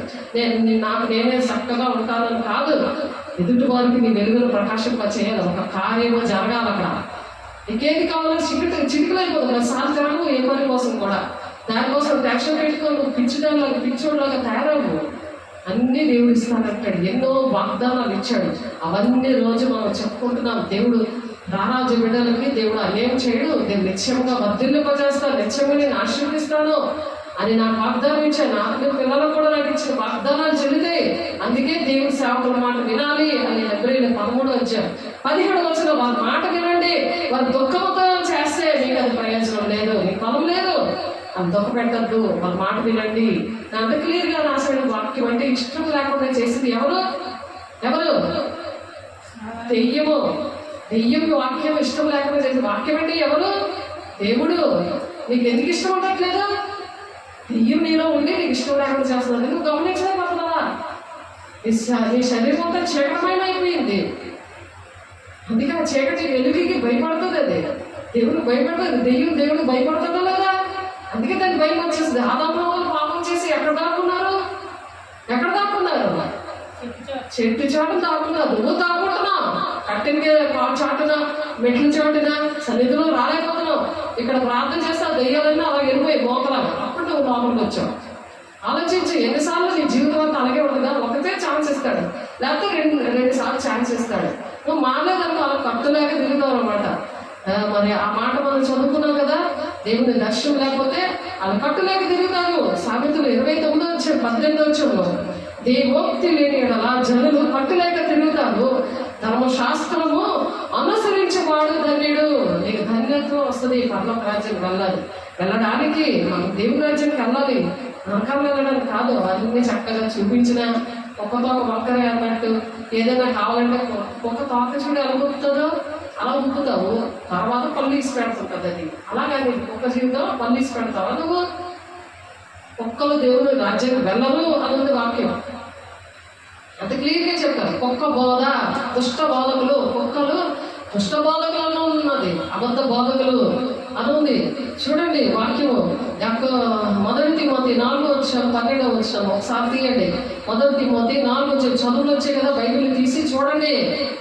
1 తిమోతి దేవుని కోసం వాడలేని చదువు, అందుకే అవ్వదు. పుట్టినే మార్కులు వేసేసుకుంటున్నారు. 1 తిమోతి మార్కులు వేసేస్తున్నారు. ఆడవైపు స్కూళ్ళలోని మార్కులు ఎందుకు వేసేస్తున్నారు? మీకు జ్ఞానం లేదు, చదవడం రాదు, అక్షరముఖ రాదు, కానీ మార్కులు మాత్రం వేసేసి పంపించేస్తున్నారు. కానీ ప్రతి దానికి లెక్క ఉంటుంది. నీ జీవితమే నీదే పాడైపోతుంది. తల్లిదండ్రులారా జ్ఞాపకం చేసుకోండి. పిల్లలని చక్కగా వాళ్ళ బాల్యంలోనే సృష్టికర్తని స్మరణకు తెచ్చుకోబోతుంది. బాల్యంలోనే సృష్టికర్తకి స్మరణకు తెచ్చుకునేలాగా మీరు చదివించాలి, మీరు చదివించాలి. మామూలు చదువులు ఎందుకు? ఈ చదువు వస్తే ఆ చదువు వస్తుంది. ఆ చదువుతో నువ్వు ఉద్యోగం చేస్తే ఎక్కడున్నా సరే నువ్వు దేవునికి నువ్వు చెప్పకుండా ఉండలేవు. ఇవన్నీ కూడా మేమేమి కన్నామో, మేమేమి విన్నామో, ఏది తాగి చూసామో చెప్పకుండా ఉండలేమన్నారు అపోస్తులు. మనం అపోస్తులుగా దేవుడు ప్రవక్తలుగా పిలుచుకున్నాడు. అందుకే దర్శనాలు, కళలు ఇవన్నీ వస్తున్నాయి. దేవునికి చెప్పబెట్ట అర్థమవుతుంది. అర్థం కాకలేకపోయినప్పుడు ఇంకా వివరించి చెప్పడానికి కూడా దేవుడు సహాయం చేస్తున్నాడు. దేవునికి మహిమ కలుగును గాక, దేవునికి మహిమ కలుగును గాక. చూడండి 1 తిమోతి 4 1 తిమోతి తీయండి, ఇండెక్స్ లో చూడండి, కనబడుతుంది. కళ్ళిప్పండి, రాసుకోండి, బుక్కులు రాసుకో, చక్కగా గుర్తుండాలి. నేను రాసుకుంటాను. దేవుడు చెప్పిన సంగతులు రాసుకోమని చెప్పారు. హబక్కు 2వ ఉంది. చదువు వాడు పరిగెత్తుకు చదువు వీలొదరట్లో ఆ దర్శన విషయం మీరు రాసుకోండి. మీ హృదయంలో పొలం మీద రాసుకోవాలి. అది నిర్ణయ కాలంలో జరుగుతుంది. అది ఆలస్యం చేయగా జరుగుతుంది. అది జరగడానికి ఆతృత పడుతుందని ఉంది. కీడికాలు వచ్చాయి కదా, అవి జరగాలని ఆశపడుతుంది, ఆతృత పడుతుంది. ఆ సింహం రూమ్ లో పెట్టి బంద్ చేసావు కదా, ఇంకా ఎన్ని సింహాలు కన్నాదో అది ఆ పిల్లలు ఎన్ని పిల్లలు పెట్టిందో. నీకు బాబు అక్కడ బాల్కనీలో కనబడింది కదా, అది ఎన్ని పిల్లలు పెట్టేసిందో నీకు తెలుసా? నీ మీద రోకలు పడ్డ పాకింది కదా, అది అప్పటికే ఒళ్ళంతా ఫుల్గా నిండిపోయేది, పొర్లి భూమి మీద వచ్చి పాకుతుంది అది. మరి అది అప్పుడు కనబడింది. మరి ఇప్పటికీ నువ్వు దూరంగా ఉన్నావు, ఇప్పటికి ఎన్ని గొప్పలు అయిపోయావు, ఇల్లంతా పాకిందో అది గమనించుకోండి. రాసుకోకపోతే అది నిర్ణయ కాలంలో జరుగుతుంది. అది జరగడానికి ఆతృత పడుతుందని ఉంది ఒక 2:2 ఆ మాట. అది నిర్ణయ కాలం జరుగుతుంది. అందుకని అవి రాసుకోవాలి, గుర్తు పెట్టుకోవాలి. అది పట్టు లేకుండా కరగడానికి దేవుడు సహాయం చేయను గాక. ఇక ఆడితో దీవెన దేవుడు ఇస్తున్నాడు ఈనాడు. ఈ రోజు దేవుడు ఆ కృపను దేవుడు ఇచ్చాడు. దేవుడు పెట్టాల నిరీక్షణ కోసం పట్టుదలతో పోరాడమంటున్నది. ఈ పోరాటం చేస్తూనే దేవుడు రాజ్యం కలాలి. కబడ్డీ ఆడతారు కదా, ఎవరికి సాధన పెట్టి నేను పట్టేస్తున్నావు సార్, నువ్వు నిలబడగలుగుతావు. ఆ గేత మీద కాలేస్తేనే నువ్వు గెలిచినట్టు. అలాగ పోరాటం మనం పరలోక సంబంధులమే. ఈ లోక సంబంధులైన మనుషులతో మనం అలా పోరాటం ఉంటుంది. 2-3 విరోధంగా ఉంటారు ఒక ఇంటిలో. ఎందుకు రాశారు? పావురా మిమ్మల్ని తోడే మంచిగా గొర్రె పిల్లగా మిమ్మల్ని పంపిస్తున్నాను అని ఎందుకు రాశాడు దేవుడు? ఎందుకు చెప్పాడు? మీరు పావురం వల్లే వివేకంగా, మీరు పాములు వివేకంగా, పావురాల వల్లే మీరు నిష్కష్టంగా ఉండాలని అంటున్నాడు. చదువుకోవడానికి, అవి పాటించడానికి. ఎంతమంది అయితే నా మూలంగా నడిపించబడతారో వాళ్ళే నా కుమారులు అంటున్నారు. నువ్వు ఇక్కడే ఫిక్స్ చేసుకోలేదండి, దేవుని కుమారునా దెయ్యం కుమారునా అని ఇక్కడే ఫిక్స్ చేసుకోవాలి. ఇక్కడే నువ్వు టాలీ చేసుకోవాలి. వాక్యం అర్థంలో అలా చూసుకోవాలి. చూడండి, 1 తిమోతికి రాసిన పత్రిక 4వ అధ్యాయము 1 నుంచి 5 వచనాలు చదవండి. అయితే చూడండి, నేను చదువుతున్నాను, చూడండి కళ్ళిప్పి. అయితే కడవరి దినములలో కొందరు అబద్ధికుల వేషధారణ వలన మోసపరచు ఆత్మల యందును. కడవరి దినాల్లో ఉన్నాము. ఇప్పుడు ఏ దినాల్లో ఉన్నాము? కడవరి దినాల్లో ఉన్నాము. అయితే కడవరి దినములలో కొందరు అబద్ధికులు వేషధారణ వల్ల మోసపరచు ఆత్మల యందును, దెయ్యముల బోధ యందును. ఏ బోధ అది? దెయ్యముల బోధ యందును లక్ష్యం ఉంచి దేనికోసం లక్ష్య పెడుతున్నారు? అన్ని ఇదిస్తున్నారు, గుడ్డలు తీసుకుంటున్నారు, కార్లలో తిరుగుతున్నారు. ఎంతమంది జనం ఉన్నారు కదా. అదే దేవుడు వాక్యం చెప్తుంది. ఎక్కడైనా ఉందా మాట? కొద్దిమంది భయపడద్దు అని ఉంది వాక్యం. ఇరుకు మార్గంలో పోరాడండి అంటున్నారు. ఇరుకు మార్గంలో ప్రవేశించేవారు కొద్దిమందే అంటున్నాడు ఆయన. జనాలు కాదు ఇక్కడ. జనాలు ఎక్కడ ఉంటే అక్కడ బతలేక కట్ చేయొచ్చు. చక్కగా శవాలకి కూడా, నేను చచ్చిపోయినా సరే నా శవాలకు కూడా నీకు కావాలి. అంతవరకు నువ్వు ప్రణాళిక వేసుకున్నావు, కానీ అంతవరకు నీకు నిరీక్షణ ఉంది, అంతవరకు నీకు విశ్వాసం ఉంది. అవన్నీ భూలోక సంబంధంలో ఉండి నువ్వు ఏర్పాటు చేసుకోవడం, నీ ఆత్మ నరకానికి వెళ్ళిపోద్ది. అందరూ అక్కడికి వస్తారు.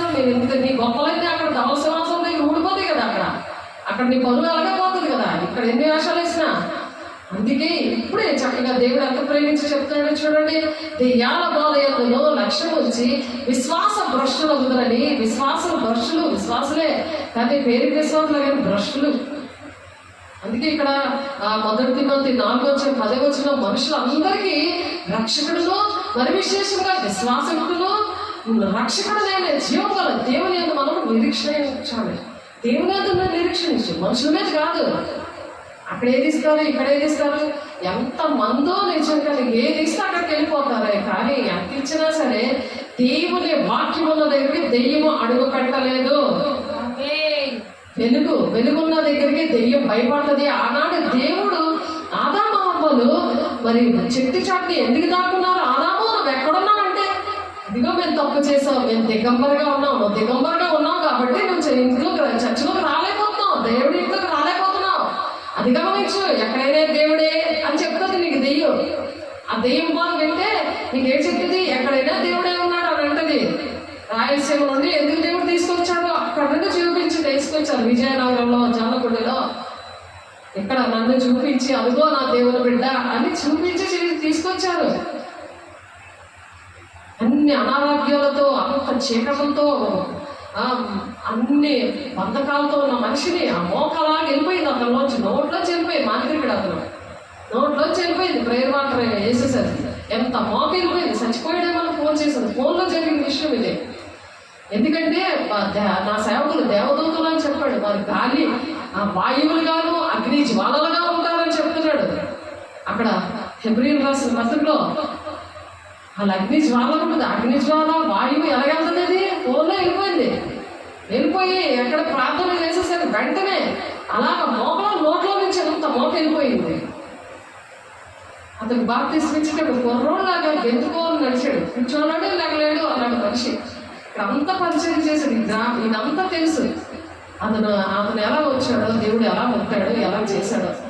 కాబట్టి దేవుడు ఎంత గొప్ప దేవుడో ఆలోచించండి. దేవుడు బిడ్డలారా, మనం వెలుగు సంబంధంలో ఉన్నప్పుడు ఈ దెయ్యముల బాధ లక్ష్యించారు. అక్కడ ఒక చర్చికి వెళ్తే అక్కడ వాడు నీకు అన్నీ తెలుసు, అతను వేసిన సమాధానం నీకు చెప్పలేక వాడు విసిగిపోయి నీకు అన్నీ తెలుసు కాబట్టి నువ్వు స్వార్థ చేయి, అందరికీ ప్రకటించు. అభిషేకం లేకుండా స్వార్థ చేయకూడదు, బాధ్యత లేకుండా స్వార్థ చేయకూడదు. వాళ్ళకి ఇంకా దెయ్యాలు పట్టేసాయి. కూర్చోలేడు, నిలబడలేడు, లాలాజలం కూడా లేదు. కళ్ళలో కన్నీరు, అంటే కన్నీరు ఏడ్చినా కన్నీరు రాదు.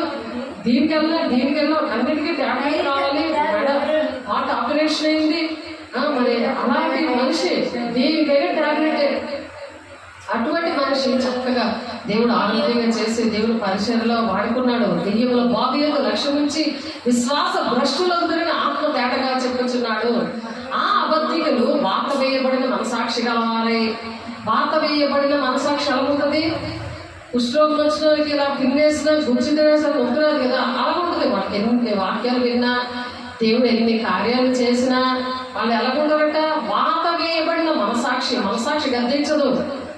నీకు ఈ కార్యాలు చేశావు కదా, దేవుడు నీకు ఇన్నిసార్లు మాట్లాడారు కదా, నువ్వు దేవుడికి తిరుగుబాటు చేసి సేవకుల మీద తిరుగుబాటు చేసి ఇన్నిసార్లు చేసావు కదా అని మనసాక్షి పరిశుద్ధాత్మ దేవుడు గద్దిస్తాడు. మనసాక్షి పరిశుద్ధాత్మ దేవుడు లేడు కదా. కాబట్టి మనసాక్షి మరి వాత వేయబడిన మనుషుల్లాగా ఉంటారంట వాళ్ళు. కాబట్టి అటువంటి పరిస్థితి నుండి దేవుడు ఈరోజు విడిపించారు. దేవుని బిడ్డలారా, మిమ్మల్ని అంటే కృప దయచేసి మిమ్మల్ని విడిపించును గాక. అటువంటి బంధకాల నుండి దేవుడు మిమ్మల్ని విడిపించును గాక. దేవుని వాక్యం మీలో నూరంతుగా ఫలింప చేయబడును గాక. దేవునికి మహిమ కలుగును గాక. ఆదికాండం 39:1-6 వరకు చదవండి. మరి కడవరి దినాల్లో ఎలా ఉంటుందో మరి చదువుతాం. అప్పుడు యేసు విషయంలో జరిగిన విషయాలు మనం ఇందాక చెప్పుకున్నాం కదా. అదే ఆదికాండం 39 37 అధ్యాయము 39 అధ్యాయంలో 9 వచనము మరి 40, 50 వచనాలు ఇవి చదవండి. యేసు విషయంలో దేవుడు చేశాడు. అలాగే అనేకమైన భక్తుల విషయంలో దేవుడు చేశాడు. అందుకే వాక్యం చదివి ఏదో సండే స్కూల్ కథల్లా చెప్పేసుకోవడం కాదు. మన లైఫ్, మన జీవితాల కోసము దేవుడు చెప్తున్నాడు. దేవుడికి మహిమ కలుగును గాక. 2 తిమోతియులు రాసిన పత్రిక తీయండి. ఇప్పుడు 2 తిమోతియులు రాసిన పత్రిక మీరు చూడండి, నేను చదువుతున్నాను. 2 తిమోతియులు రాసిన పత్రిక 3వ అధ్యాయము 1 నుంచి 16 వచనాలు చదువుతాం. 1 తిమోతియులు రాసిన పత్రిక 2 తిమోతియులు రాసిన పత్రిక 3వ అధ్యాయం 1-16 వచనాల్లో అంచె దినం వల్ల అపాయకరమైన కాలములు వస్తున్నాయి. అంచె దినాలు ఏంటి వస్తున్నాయి చెప్పండి? ఆఖరి దినాలు ఏంటి వస్తున్నాయి? అపాయకరమైన కాలం ఇది. ఇదే కాలము అపాయకరమైన కాలము. చెప్పండి, ఇదే కాలము. అపాయకరమైన కాలము వచ్చిందని తెలుసుకోను. ఎలాగా మనుషులు స్వార్థప్రియులు. మీకోసం ఏదో స్వార్థం ఉంటుంది, నేను ప్రేమించాలి అంటే మనుషులు అలా ఉంటారు. మనుషులు స్వార్థప్రియులు, ధనాపేక్షలు, బింకములాడేవారు, అహంకారులు, దూషకులు, తల్లిదండ్రులకు అవిధేయులు, కృతజ్ఞత లేని వారు, అపవిత్రులు, అనురాగరహితులు, అతిద్వేషులు, అపవాదులు, అజితేంద్రులు, క్రూరులు, సజ్జన దేశికులు, ద్రోహులు, మూర్ఖులు, గర్వాంధులు, దేవుని కంటే సుఖానుభవాన్ని ఎక్కువ ప్రేమిస్తారు ఈ మంచి దినాల్లో. కాబట్టి పైకి భక్తి గల వాళ్ళనే ఉంటారంట. దాని శక్తిని మాత్రం ఆశ్రయించడం, దాని శక్తిని ఆశ్రయించడం. భక్తే పరిశుద్ధాలను పొందుకొని కూడా, దేవుని వరాలను పొందుకొని కూడా దేవుని శక్తిని ఆశ్రయించడం నశించిపోయారు. వారి కోసం దేవుడు మాట్లాడుతున్నాడు. మీరు కూడా అలా ఉండకూడదని దేవుడు హెచ్చరికతో దేవుడు మాట్లాడుతున్నారు. వాక్యంలో ఉన్నాయి, మామూలు ప్రాక్టికల్గా కూడా జరిగాయి ఇక్కడ. కాబట్టి ఆశ్రయించు వారు వారే ఉండరు. దాని శక్తిని ఆశ్రయించని వారినే ఉండరు. ఇట్టి వారికి విముఖుడమై ఉందము.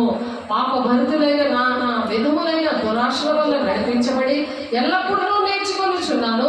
సత్య విషయమైన అనుభవ జ్ఞానము ఎప్పుడునూ పొందలేని అవివేక స్త్రీల ఎండలో చొచ్చి వారిని చెరపట్టుకొని పోవారి వారిలో చేరిన వారు అటువంటి వారి ఇంటిలో దూరట చెరపట్టుకొని తీసుకొని వెళ్ళిపోతాడు సాతానుడు. కాబట్టి అయినను వారి అవివేకం ఎలా ఉందో తేటపడుతుంది. అయితే నీవు నా బోధను, నా ప్రవర్తనను, నా ఉద్దేశమును, నా విశ్వాసమును, నా దీర్ఘశాంతమును, నా ప్రేమను, ఓర్పును, అంత్యకియలో మరి లుస్త్రా అని పట్టణంలో నాకు కలిగినట్టు హింసలను ఉపద్రవములను తెలుసుకున్న వాడవే నన్ను వెంబడించింది, అట్టి హింసలను సహించింది. కానీ వాటన్నిటిలో నుండి ప్రభు నన్ను తప్పించాడు. మనము పోరాటంలో ఇక్కడ పౌలు గారిని ఎలా తప్పించాడో మనం ప్రయాసపడినప్పుడు దేవుని నిరీక్షణ వచ్చి మనం సాగిపోవాలి. మనం నిరీక్షణ ఉన్నాం కనుక ఇందు నిమిత్తం ప్రయాసముతో మనం ఆ విధంగా పాటుపడాలని దేవుడు ఆశపడుతున్నాడు. దేవునికి మహిమకరంగా ఉందాం, దేవునికి మహిమకరం గాక. చేసినందుకు సద్భక్తితో బ్రతుకను ఉద్దేశించి వారికి హింస తప్పదు అంటున్నాడు పౌలు గారు. కాబట్టి ఆ నిరీక్షణ ఉన్నప్పుడు ప్రయాసము పోరాటము ఈజీగా ఉంటుంది. కాబట్టి అయితే దుర్జనులు వంచకులు ఇతరులను మోసపోవచ్చు, తాగులు మోసపోవచ్చు, అంతకంతకు చెడిపోతారనమాట. వాళ్ళు మాట వినకపోతే అంతకంతకు రోజు రోజుకి ఇంకా చెడిపోవడమే. ఎప్పుడైతే నువ్వు గడప దాడేవో చెడు అనేది వచ్చేస్తుంది. ఎప్పుడైతే దేవుని రాజ్యం కోసం నువ్వు ఆలోచిస్తావో, క్రీస్తు యేసునందు ఉంచవలసిన విశ్వాసం ద్వారా రక్షణార్థమైన జ్ఞానము నీకు కలిగించుటకు శక్తిగల పరిశుద్ధ లేఖనములు బాల్యము నుండి నీకు ఎరుగుదువు గనుక ఇప్పుడే నువ్వు ఆ విత్తనం అనే వాక్యము నీ ఒంట్లో ఉందనుకో, అది ఎరుగుదువు గనుక నువ్వు నేర్చుకొని రూఢి అని తెలుసుకున్నవి ఎవరి వల్ల నువ్వు నేర్చుకున్నావో ఈ సంగతి తెలుసుకొని వాటి యందు నువ్వు నిలబడగా ఉండాలి. అలా నిలబడిపోవాలి. పాట నేర్చుకున్నాం, మనం పాట పాడేమో. అలా దేవా మమ్మల్ని నిలబెట్టండి అయ్యా, మా బిడ్డల్ని నిలబెడుతున్నాను, నీకు వందనాలయ్యా. కాబట్టి దైవజనుడు ఎలా ఉంటాడు? సన్మర్థుడే. ప్రతి సత్కార్యము కూడా పూర్ణంగా సిద్ధపడి ఉన్నట్లు దైవావేశం వల్ల కలిగిన ప్రతి లేఖనము కూడా ఉపదేశించుటకును, మరి ఖండించుటకును, తప్పు దిద్దుటకును, నీతి యందు శిక్ష చేయుటకు మీకు ప్రయోజనకరమైనది అంటాడు పౌలు. చూడండి, అది ప్రయోజనం, దేవుని బిడ్డలకు ప్రయోజనం. అది ఇష్టపడాలి. నువ్వు కారం తిన్నానంటే ఎలాగవుతుంది? కొంచెం కారం తింటావు. ఇంజక్షన్ వేసుకోవాలంటే ఎలాగవుతుంది? ఆ జబ్బు పోవాలంటే నువ్వు ఇంజక్షన్ వేసుకోవాలి. చిటికలోనే నీకు కొంచెమే ఇప్పుడు నీకు బాధ కలుగుతుంది. కానీ నీ జీవితం అంతా యోసేపు జీవితంలో నువ్వు రారాజు బిడ్డగా అవుదువుగాక. దేవుడు అలాగే నేను చేస్తాడు. దేవుడి బిడ్డ అర్థం చేసుకో, బాధపడకు, చక్కగా విని దేవుని రాజ్యానికి వద్దాము, నేను వస్తాను అని దేవుడు మనకి ఎంత ప్రేమించి మనతో మాట్లాడుతున్నాడు. మన బిడ్డలతో, గ్రామంలో ఇరుగు పొరుగు వారితో, సంఘముతో దేవుడు మాట్లాడుతున్నాడు. దేవుడు వచ్చాడు. దేవుడు మాట్లాడకపోతే నేను చెప్పలేను. కాబట్టి మీకు తెలుసు దేవుడు దేవుడు బలిపీఠం ఎక్కిన తర్వాత దేవుడు ఎలా మాట్లాడతారో, పాట వాక్యం అన్నింటిలో ద్వారా మాట్లాడు. నాకే చాలా ఆశ్చర్యం అనిపిస్తుంది. ఇంట్లో నేను రెడీ అవుతుంటే ఒక్కొక్క వాక్యంతో మాట్లాడుతుంటాడు. పాట కరెక్ట్గా వాక్యం మీద నేను రెడీ అవుతుంటేనే నేను మాట్లాడుతాడు. అంతకాలం 2 రోజులు 3 రోజులు ఆదివారం మెసేజ్ చెప్పానా, మరి 2 రోజులు కూడా ఎప్పుడు మాట్లాడతాయి. ఎంత దేవుని అడిగినా అసలు మాట్లాడదు. కానీ నా పిల్లలు, దేవాది పిల్లల కోసం ఏం చెప్పాలయ్యా నేను వేదన పడుతున్నప్పుడు ఇలా కూర్చుంటే చాలు అలాగా మాట్లాడడం స్టార్ట్ చేస్తాడు ఆయన. దేవునికి మహిమ కలుగును గాక. దేవుని మాట్లాడే వందనాలు. 26-16 మీ మేలు కలిగే మార్గం ఏదో అడిగి తెలుసుకుని అంటున్నాడు. నీకు మేలు కలగాలంటే ప్రతి విషయం కూడా దేవుని అడిగి తెలుసుకోవాలి. మనం ఇష్టం వచ్చిన మనకి స్వబుద్ధి అని ఆధారపడకూడదు.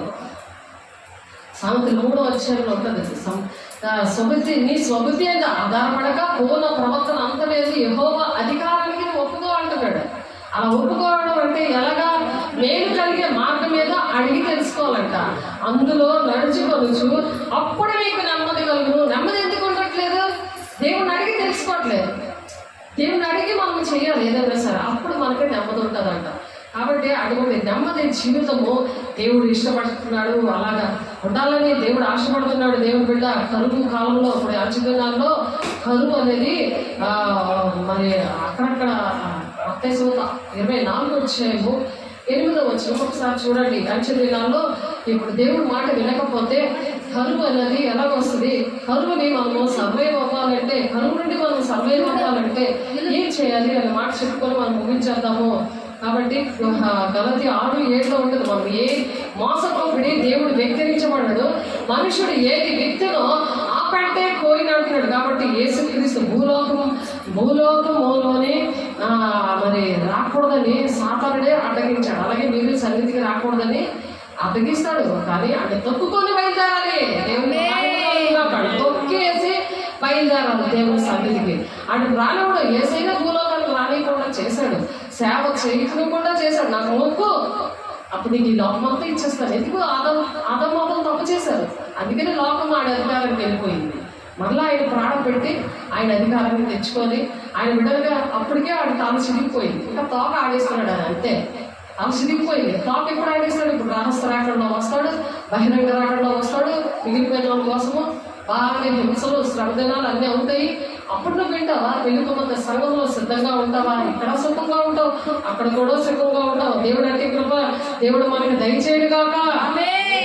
సమయం కొంచెమే ఆయన ఎదిగట్ట గర్జించి సింహంలాగా ఆయన ఆ సాతాను వెంట తిరుగుతున్నాడు. మరి ఆ తిరుగుతుంటే దొరికిపోతావా? ఆడి తుక్కుకొని బయలుదేరతావా? దేవుడికి మహిమ కలుగును గాక. తుక్కుకొని రోమ 16:20 ఉంటుంది ఆ మాట.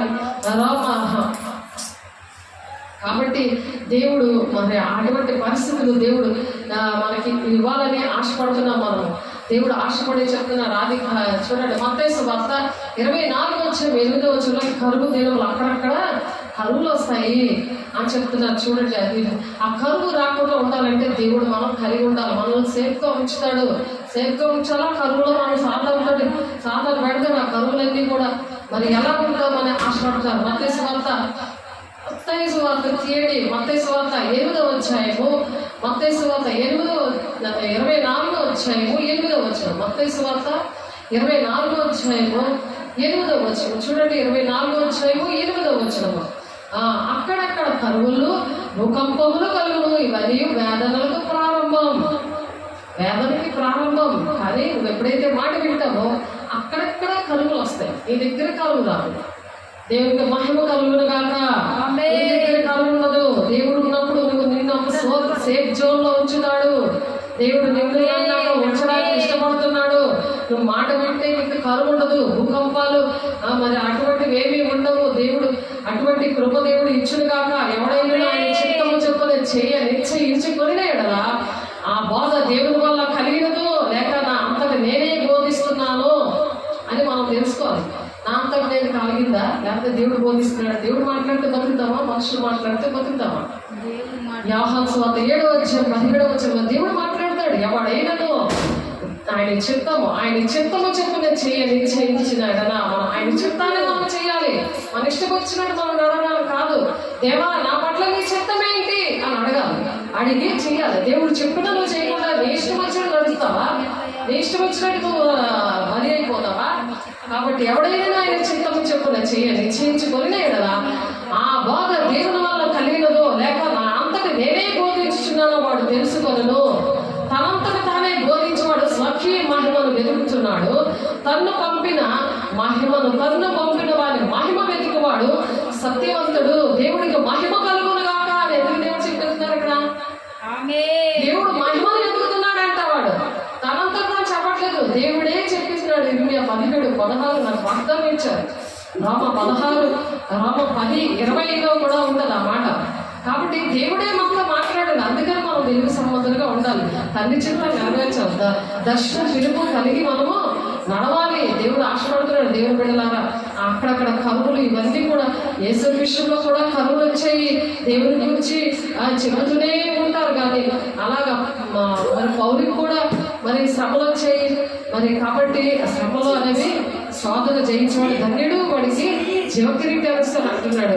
కాబట్టి దేవుడు మరి ఎటువంటి పరిస్థితుల్లో మనం ఉన్నా సరే మనకి కాపుదల సంరక్షణ ఇస్తాడని మరి జకరియా 9:8 కూడా దేవుడు మనకు వాగ్దానం ఇచ్చాడు. కాబట్టి వాగ్దానం ఇచ్చిన దేవుడు మరి నమ్మదగిన దేవుడు. కాబట్టి ఆ దేవుడికి మహిమ కలుగును గాక. దేవుడిని మహిమ పలుకుదాము, ఆరాధిద్దాము, దేవుణ్ణి మరి ప్రార్థిద్దాము. పరిశుద్ధుడా, ప్రేమగల దేవా, మహిమగల దేవా, అయ్యా నా తండ్రి నాయన ఈ మాటలు ప్రభా అయ్యా ఎంతో విలువైన ప్రభా. మరి రానున్న దినాల్లో అవి మాటలు ఉండవు. నువ్వు ఏ సముద్రం నుండి అయ్యా మరి ఆ సముద్రం వరకు కూడా నువ్వు వెతికినా సరే నీకు అవి ఉండవు అంటున్నావు. ఆమోస్ పత్రిక 11-12 వచనాల్లో ఆ వాక్యం అనే కరువు వచ్చేస్తుంది అంటున్నావు నాయన.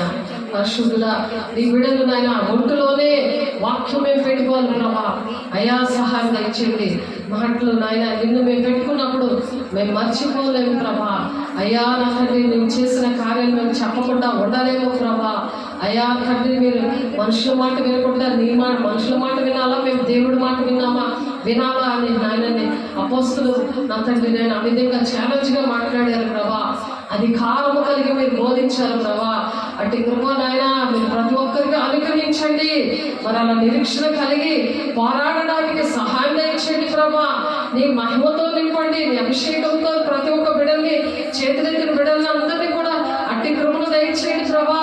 భూమి అంతని కూడా నాయన తెగుళ్ళు కరువులు భూకంపాలు వస్తాయని మరి ప్రకటన గ్రంథంలో అయ్యా 6:8 అది నెరవేర్పులో సగానికి వచ్చేసింది. 7 ముద్రల్లోని 4 ముద్ర వరకు నాయన వచ్చేసింది ప్రభా.